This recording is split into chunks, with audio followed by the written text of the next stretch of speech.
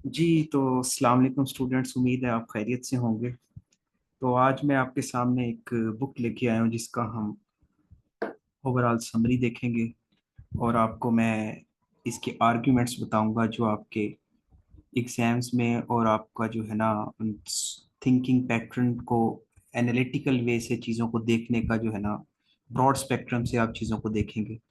तो highly recommended book है for CSS PMS और एनी अदर competitive एग्जाम्स, और किसी भी कंट्री को इंटरनली उसके जो स्ट्रक्चर है, उसके इंस्टीट्यूशंस हैं और उनके जो पॉलिटिकल स्टेबिलिटी है उसको समझने का ये एक ब्रॉड पर्सपेक्टिव देती है हमें। तो इस बुक में जो आज मैं बुक आपके सामने लाया हूँ वो है वाई नेशंस फेल, कि कौमें तबाह क्यों होती है। वाई नेशंस फेल्स में जो इनके ऑथर हैं, इन्होंने और भी बहुत सारी बुक्स लिखी हैं, Daren Acemoglu and James A Robinson. तो सबसे पहले हम ऑथर्स को थोड़ा सा देखते हैं, इसके बाद मैं आपको ओवरऑल सारी बुक्स की समरी जो है वो बताऊंगा। डैरेन एसी मोगलो जो हैं वो तुर्किश अमेरिकन इकोनॉमिस्ट हैं, और इनके साथ जो है MIT Massachusetts institute of technology में वो इकोनॉमिक्स के प्रोफेसर हैं, और बड़ा इनका ब्रॉड पर्सपेक्टिव है। उसके अलावा जो रॉबिन्सन है, जेम्स रॉबिन्सन, ये प्रोमिनेंट ब्रिटिश इकोनॉमिस्ट हैं। तो इन्होंने इकोनॉमिस्ट हैं ये, तो इस पर्सपेक्टिव से इन्होंने चीज़ों को देखा है ओवरऑल, कि किस तरह जो है वो नेशंस फेल होती हैं, क्या क्या फैक्टर्स एंड एलिमेंट्स हैं जो बेस बनती है, और उसकी वजह से जो अक़वाम है दुनिया की वो अपने प्रोग्रेस ट्रेजेक्ट्री को जो है ना वो नेविगेट नहीं कर पाती, और लीड्स टुवर्ड्स द डिक्लाइन, वो तनज़्ज़ुली का शिकार हो जाती है। ठीक है जी। तो बेसिकली ये जो बुक है इसमें ऑथर्स जो हैं वो बताते हैं कि कोई भी जो कौम तबाह होती है उसके पीछे वजूहात क्या है।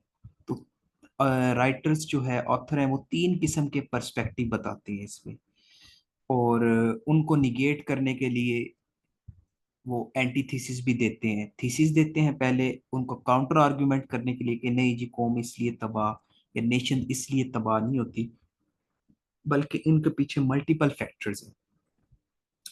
जस्ट लाइक पहला एक ऑथर्स जो है वो एक स्कूल ऑफ थॉट लेते हैं, उसमें वो बताता है कि कौमें या नेशंस इसलिए जो है वो अपनी प्रोग्रेस को खो देती हैं क्योंकि उनकी जो जियोग्राफी है वो इस तरह की होती है कि वो कौमें फ्लरिश नहीं कर सकती।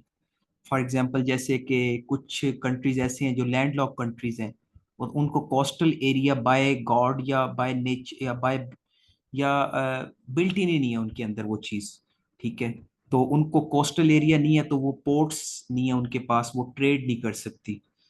तो फिर इसके काउंटर आर्ग्यूमेंट्स भी आएंगे, उनमें बताता है कि नहीं ऐसे नहीं होता। उसके आर्ग्यूमेंट्स जो है वो हम आगे देखेंगे। फिर दूसरा जो है पर्सपेक्टिव, उसमें वो ये बताता है ऑथर कि उनके जो पॉलिटिकल इलीट्स होते हैं, जो उनके पॉलिटिकल लीडरशिप्स होती है किसी भी कंट्री के, उन्हें नहीं पता होता कि किसी मुल्क को कैसे चलाना है। बट इसको भी वो काउंटर करता है कि नहीं ये बात नहीं है। ये हम एग्जांपल्स देखेंगे आगे।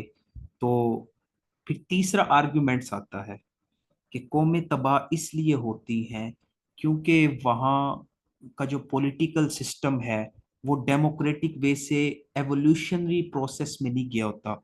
उनके जो इंस्टीट्यूट हैं डिफरेंट, जैसे पॉलिटिक्स के अंदर पॉलिटिकल सिस्टम के अंदर ब्यूरोक्रेसी आ जाती है, स्टेट के जो तीन ऑर्गन्स हैं। ठीक है जी। और ब्यूरोक्रेसी आ जाती है जिन्हें हम एग्जेक्टिव कहते हैं, दूसरा जुडिशरी आ जाती है, और तीसरा जो है वो ब्यूरोक्रेसी, जुडिशरी और लेजिस्लेशन। तो तीन सिस्टम्स जो हैं वो पैरेलल चल रहे होते हैं। तो इसमें बेसिकली वो वाला मोंटेस्को की सेपरेशन ऑफ पावर का कंसेप्ट भी लेता है।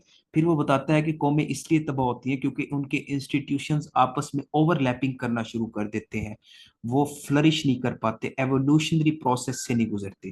तो तीसरा आर्ग्यूमेंट्स जो है ऑथर उनको एडवोकेट करता है। तो अब हम ये देखते जाएंगे कि किस तरह जो है वो इन आर्ग्यूमेंट्स को बताता है ऑथर, और उसके साथ जो है वो उनके काउंटर आर्ग्यूमेंट।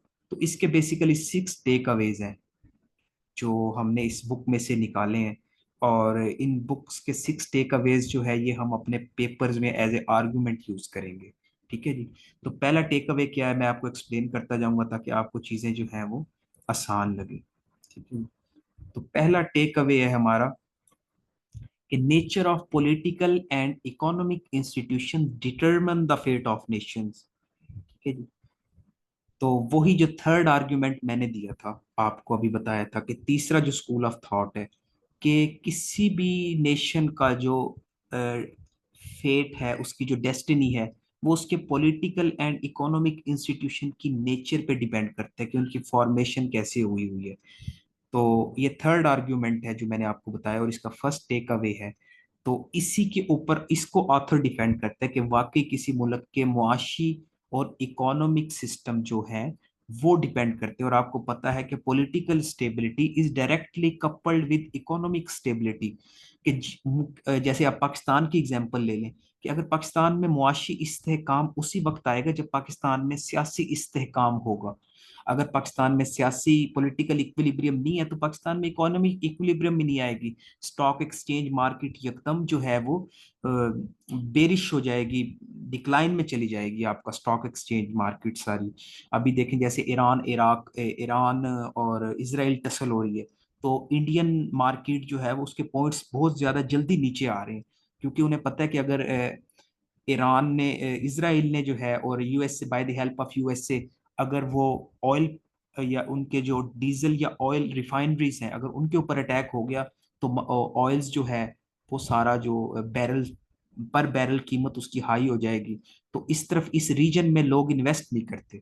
ठीक है। तो पॉलिटिकल स्टेबिलिटी, रीजनल स्टेबिलिटी वो डिपेंड करती है। ये तो मैंने ब्रॉड पर्सपेक्टिव से आपको एग्जांपल दे दी, लेकिन आप इस टॉपिक पे रहें कि पॉलिटिकल और इकोनॉमिक इंस्टीट्यूशन किसी भी मुल्क के determine the fate of a nation, कि वो उस फेट बताते हैं उस नेशन का। ठीक है जी। अब वो एग्जांपल देते the cutting of city of Nogales into two halves. ठीक है। अब वो बताता है कि जब यूएस और मैक्सिको का बॉर्डर आपको पता है लगता है इकट्ठे, तो वो कहता है कि जब यूएस और मैक्सिको के बॉर्डर अलहदा हुए तो नोगेल्स एक सिटी था। ठीक है। वो हाफ हाफ स्टेट में चला गया। एरिजोना जो है अ, उसकी एक सिटी है नोगेल्स, सिटी ऑफ नोगेल्स, एरिजोना। एरिजोना जो है यूएसए की स्टेट है, उसमें एक सिटी है नोगेल्स। तो वो ये एग्जाम्पल दे रहा है। अब आर्थर इस आर्गुमेंट को डिफेंड कर रहा है कि आधा नोगेल जो है सिटी वो यूएसए में है, और आधा नोगेल्स जो है वो है मैक्सिको में। ठीक है जी। हाफ नोगेल्स यूएसए में है और हाफ नोगेल जो है वो मैक्सिको में है। मैं आपको बना के दिखा देता हूँ इधर। तो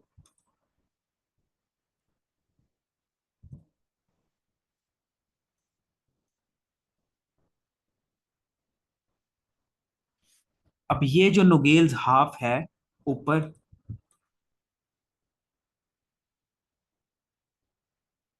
ये यूएसए में आएंगे, और ये नीचे वाला जो नोगेल्स है ये मैक्सिको में आ। अब मैक्सिको बहुत गरीब कंट्री है, यूएसए बहुत अमीर कंट्री है। तो ऑथर्स कहता है कि ऑथर्स, ये पूरी बुक का टेक अवे है, लेकिन ये बुक जब आप पढ़ते हैं तो उसमें से मैं आपको बता रहा हूँ चीजें। ऑथर कहता है कि अगर इनके आपस में बॉर्डर में सिर्फ बॉर्डर है, दरमियान में एक लाइन है, लेकिन जो इधर नुगेल्स है वो बहुत ज्यादा तरक्की कर गया, लेकिन जो यहाँ नुगेल्स है वो बेचारा बहुत गरीब है। ठीक है। तो ऑथर कहता है कि किसी मुल्क की जियोग्राफी मैटर नहीं करती, जैसे पहला आर्गुमेंट था ना कि जियोग्राफी मैटर करती है, तो जियोग्राफी मैटर नहीं करती, वो तो सिर्फ एक लाइन लगी हुई है। बल्कि यहाँ के पॉलिटिकल इंस्टीट्यूशंस अमेरिका के और मैक्सिको के पॉलिटिकल इंस्टीट्यूशन में जमीन आसमान का फर्क है। तो यहाँ लोगों का HDI, human development index high है, लेकिन यहाँ जो नुगेल्स में रह रहे हैं उनको इलेक्ट्रिसिटी और बेसिक सिविक फैसिलिटीज ही मुयसर नहीं है मैक्सिको के लोगों को। ठीक है। तो ये आर्ग्यूमेंट्स देता है ऑथर अपने आर्ग्यूमेंट, अपने जो थीसिस है उसको डिफेंड करने के लिए। ठीक है जी। एक और एग्जांपल आप इधर ले लें तो वो बन जाती है नॉर्थ कोरिया की और साउथ कोरिया की ना।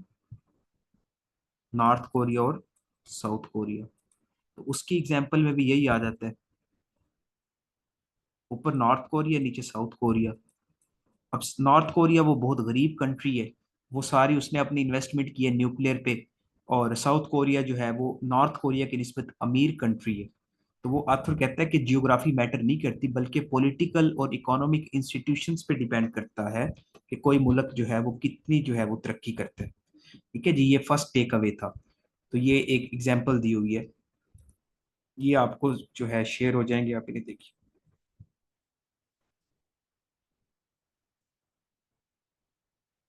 ये सारी जो है ना, इसमें यही बताता है कि किस तरह जो है साउथ कोरिया और नॉर्थ कोरिया के एग्जांपल मैंने आपको बता दिए। अब हम इसका दूसरा टेक अवे करते हैं। ये आ गया दूसरा takeaway, inclusive institutions. Author कहता है कि वो वाली कौमें तरक्की करते हैं जिनके अंदर इंक्लूसिव इंस्टीट्यूशन होते हैं। एक होता है एक्सक्लूसिव इंस्टीट्यूट या एक्सट्रैक्टिव इंस्टीट्यूट। तो एक्सट्रैक्टिव इंस्टीट्यूशन होता है जिसमें कुछ इदारे जो हैं उनकी पावर होती है। और इंक्लूसिव इंस्टीट्यूशन होता है जिसमें सारों को मलहूज खातर रखा जाए, सारे इंस्टीट्यूशंस को आपस में इंटरकनेक्टेड हो। ठीक है, ये आपको मैं पाकिस्तान के पर्सपेक्टिव से एग्जांपल दूंगा ताकि आपको समझ आ जाए। अब देखिए एफपीएससी या पीपीएससी के पेपर हुए, तो कुछ लड़कों के पास जो थे ना वो नहीं थे, उनका आईडी कार्ड गुम हो गया। तो उन्होंने ना वो टेंटेटिव जो स्लिप दे देते हैं ना नादरा वाले, वो ले आए अपने साथ। लेकिन एफपीएससी ने वो मानी ही नहीं। हालांकि स्टेट का एक इंस्टीट्यूट है ना, नादरा, उसने वो स्लिप दी है कि भाई आप इस पे कर सकते हैं, आपका जो आईडी कार्ड है वो एक मंथ बाद आएगा। ठीक है, लेकिन हर इदारे की अपनी हेजीमनी है। ये मैंने माइक्रो लेवल पे बता दिया, स्टूडेंट लेवल पे तो एफपीएससी के पेपर में वो अलाउ नहीं होते बैठना। ठीक है, लेकिन आपस में इंटरकनेक्टेड सिस्टम होना चाहिए ना, कि एक इंस्टीट्यूशन को दूसरे इंस्टीट्यूशंस के साथ उसकी क्रेडिबिलिटी को जो है वो एक्नॉलेज करना चाहिए। इसकी दूसरी एग्जांपल ले लें, बड़े लेवल पे इंक्लूसिव इंस्टीट्यूशन नहीं है हमारे, जो है कुछ नॉन डेमोक्रेटिक इंस्टीट्यूशन जिन्हें हम मिलिट्री कह सकते हैं, या मिलिट्री एस्टेब्लिशमेंट कह लें, जो लॉ इन्फोर्समेंट एजेंसीज के अंडर इंस्टीट्यूशन आते हैं, एफआईए, नैब, इनकी पावर ज्यादा है as compare to education sector, as compare to other institutions.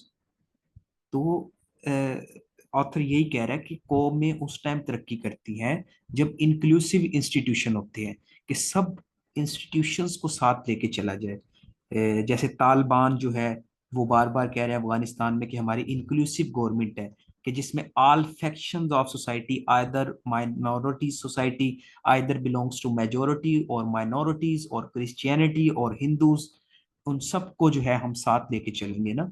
तो इंक्लूसिव इंस्टीट्यूशंस जो होती है वो मिक्स ऑफ प्लूरलिज्म, प्लूरलिज्म का एक बहुत बड़ा कंसेप्ट है कि हम सबको साथ लेके चलें। जैसे जैसे for example Pakistan is a pluralistic society. Pakistan की जो है ना वो नेशनल इंटीग्रेशन इसी में है कि प्लूरलिस्टिक सोसाइटी है, और हम एक दूसरे को मान के चले, कल्चरल डाइवर्सिटी है। ठीक है, तो ये मैं पाकिस्तान के पर्सपेक्टिव में आपको बता रहा हूँ ताकि चीजें आपको आसान लगे। ठीक है, तो दूसरा आर्गुमेंट्स ये देता है कि इंक्लूसिव इंस्टीट्यूशन होने चाहिए, तो ये आपने टेक अवे लेना है यहाँ से। तीसरा आर्गुमेंट्स वही है, the packing order of political and economic institution, कि पॉलिटिकल और इकोनॉमिक इंस्टीट्यूशंस का आपस में एक जो है वो चोली दामन का साथ होते हैं, जिसे हम कहते हैं कि ये पैक्ड होना चाहिए, फुल पैकेज में आना चाहिए। लेकिन पाकिस्तान में या जो अंडर डेवलप्ड कंट्री है, जो नेशंस ऐसा नहीं करती, which leads towards failure. That's a main reason, because the political stability is directly coupled with economic stability. ठीक है जी, तो वही बात को जो है वो आर्गुमेंट पैराफ्रेज कर रहा है, रिफ्रेज कर रहा है। तो पॉलिटिकल एंड इकोनॉमिक इंस्टीट्यूशंस जो हैं, इनका आपस में जो है वो रोल होता है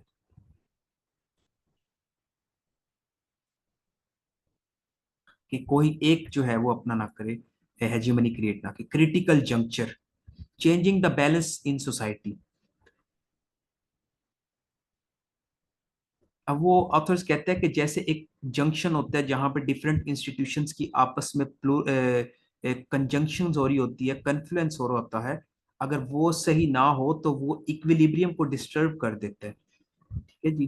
तो इकोनॉमिक और पॉलिटिकल इंस्टीट्यूशंस की इंक्लूसिविटी होनी चाहिए, उनकी फ्लरिश होनी चाहिए, उनका डेमोक्रेटिक एवोल्यूशन होना चाहिए, और उनके दरमियान किसी भी तरह का इम्बैलेंसिंग या जो है वो नहीं होनी चाहिए, बल्कि इक्विलिब्रियम मेंटेन होना चाहिए। तो ये जो है हमारा फोर्थ आर्ग्यूमेंट बनता है। The virtuous cycle, how inclusive institution create positive feedback loops, ये बड़ा अच्छी एग्जांपल देते हैं। जैसे कंप्यूटर साइंस में आप पढ़ते हैं लूप होता है, फॉर लूप और ये सारे। तो इसी तरह वो कहता है कि ये फीडबैक सिस्टम है, कि अगर एक चीज दूसरे के साथ कैस्केडिंग ऑफ इवेंट्स में, आगे पीछे सीरीज में इवेंट्स में अगर इंस्टीट्यूशन सही चल रहे हैं, तो ये विर्चुअस साइकिल बन जाता है। विर्चुअस साइकिल का मतलब होता है कि एक एक साइक्लिक प्रोसेस बनता है, बट वो साइक्लिक प्रोसेस जो है वो यूनिफॉर्मली डिस्ट्रीब्यूट होता है, वो विर्चुअस होता है। बट इसके on the contrary of that condition, on the other side of spectrum, इसके बरक्स अगर हम देखें, तो विर्चुअस साइकिल की जगह अगर इंक्लूसिव पॉलिटिकल इंस्टीट्यूशंस नहीं होंगे, बल्कि पावर स्ट्रगल्स होगी between civil and military institutions, और आइदर ब्यूरोक्रेटिक और एडमिनिस्ट्रेटिव और सिविल इंस्टीट्यूट, पॉलिटिकल और मिलिट्री इंस्टीट्यूशंस, तो फिर क्या होगा, ये विर्चुअस साइकिल जो है ये अपना फीडबैक देगा, और ये विर्चुअस साइकिल नहीं रहेगा बल्कि वो विशियस साइकिल बन जाएगा, और टैप्ड हो जाएगा, leads toward decline of the fate of state. ठीक है। तो विर्चुअस साइकिल की बजाय वो विशियस साइकिल बन जाएगा। विशियस साइकिल का मतलब होता है कि शैतानी तरीकों पे चलने लग जाएगा, which leads towards the decline of that Nations. ठीक है जी।